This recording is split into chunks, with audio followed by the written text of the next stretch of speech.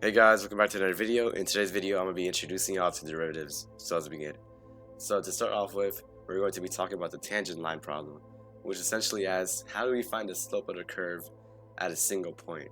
So as you can see over here, we have some graph f of x, and we're trying to find the slope at a singular point. So as you can see it right here, the slope of this point, if it just kept on going like this, it would go like this. Or like over here, the slope would just be flat or 0. Or over here, it would be like here. So we're trying to determine what value that slope could be. And the most simplest way of saying it, we can find it just using slopes. Or changing y over changing x. So now we're going to be talking about secant lines. We can use secant lines to approximate the slope of a graph between 2 points. So we have this formula over here that states that f of x plus h minus f of x over h is equal to the secant slope. So imagine this is x and you have some interval h that you go past, and this point over here is x plus h. So we go up here and then we go up here, and this would be f of x plus h, and down here this would be f of x, so like the point x, f of x, and x plus h of, f of x plus h, f of x plus h. So essentially this is y2 and this is y1, we're subtracting, and this over here is the difference between x, or x plus h minus x. This is x2 minus x1, and that is simplifying to h. So over here we can see that where x is the x value of the initial point, over here we have x, and h is how far away you go from x. So you say that y2 is equal to f of x plus h, and y1 is equal to f of x, and x2 is equal to x plus h, and x1 is equal to x. Okay, so now as we take the limit of the secant equation as change in x approaches 0, we are able to find out the instantaneous rate of change of a graph at a certain point. So this is just another way of writing the equation from before, but instead we use change in x. So imagine you have this point over here, and change in x is like over here. So as change in x gets lesser and lesser, we get closer and closer and closer to the actual slope of the point. So this tells you the slope of a tangent line of the curve at a point on the curve, and this is called the limit definition of the derivative. We will talk more about derivatives in a bit. So we're going to try to find an instantaneous rate of change of x squared at x equals 2. So using this formula over here, we're going to be plugging in values into it. So we have x squared, f of x is just x squared over here, but it's just essentially saying you plug in some value into here and you square it. So f of x plus change in x, it will be x plus change in x squared. So now you have this term over here, and once you expand, you get x squared plus 2x times change in x plus change in x squared minus x squared, and these two will cancel out. So we're going to be left with 2x change in x plus plus change in x squared divided by change in x. And now you have the limit as change in x approaches 0 of 2x plus change in x, and you're left with 2x. But we're trying to find the slope at x equals 2. So this number right here, well, answer, tells us that the slope of any point on the graph of x squared will be equal to 2x. So imagine you like at 3 right here.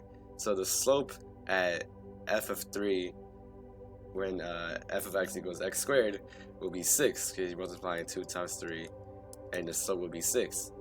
So now let's find the slope at x equals 2. 2 times 2 is equal to 4, so that means that the slope of x squared at x equals 2 is equal to 4. As you can see right here, this is the point 2, 4, because if you were to plug in 2 into x squared, you get 4, and you would have the same slope over here. This function has a slope of 4, which aligns with this answer.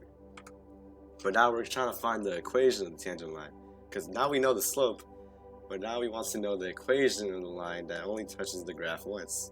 So we can use the point slope formula, which is y minus y1 is equal to mx minus x1.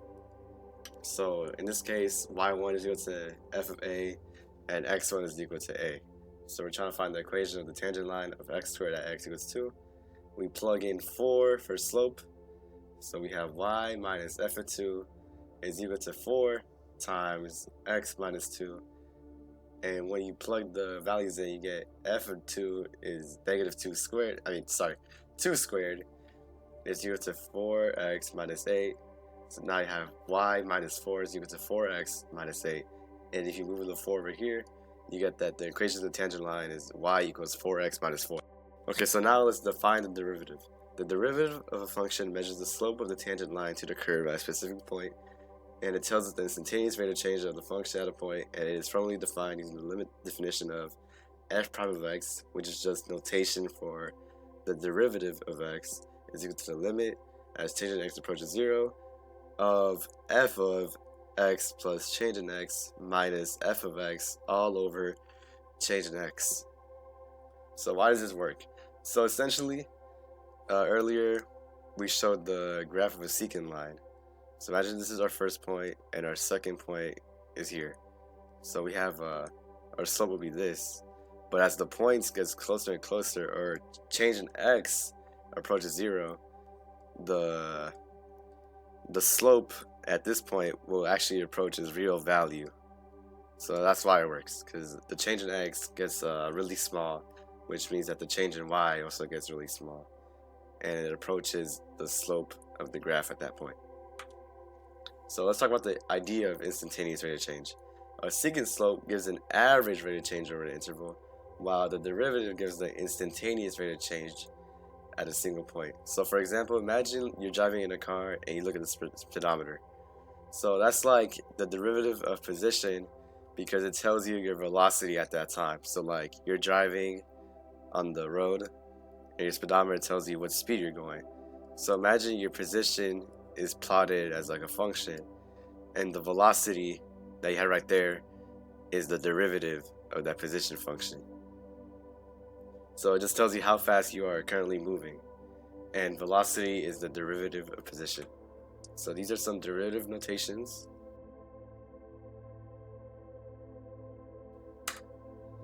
So now let's talk about the alternate definition of the derivative.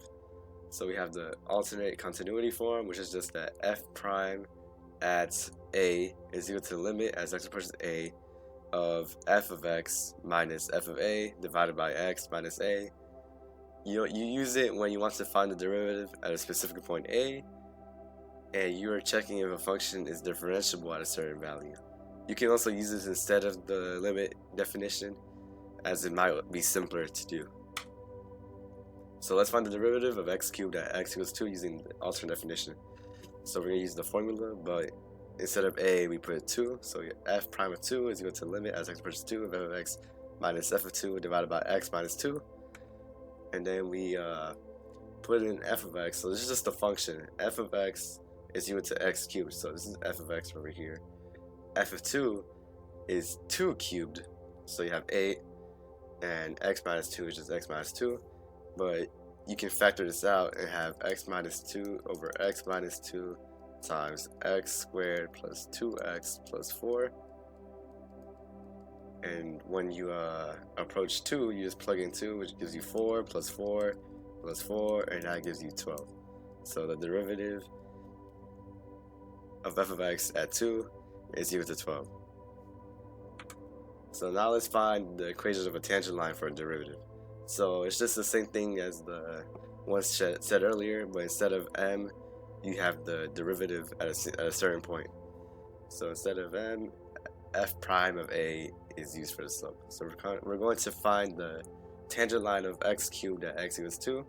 So now we're going to plug in the value f prime of 2 is equal to 12. So now we have y minus 2 cubed is equal to 12 times x minus 2, which is just y minus 8 is equal to 12x minus 24. You move 8 over here, you have y equals 12x minus 16. So in summary, the tangent line of x cubed at x equals 2 is y is equal to 12x minus 6. So this is going to be the end of the first part of the video. Part 2 will cover some of the practice questions. Thank you for watching and reading. I hope you enjoyed, and stay tuned for more.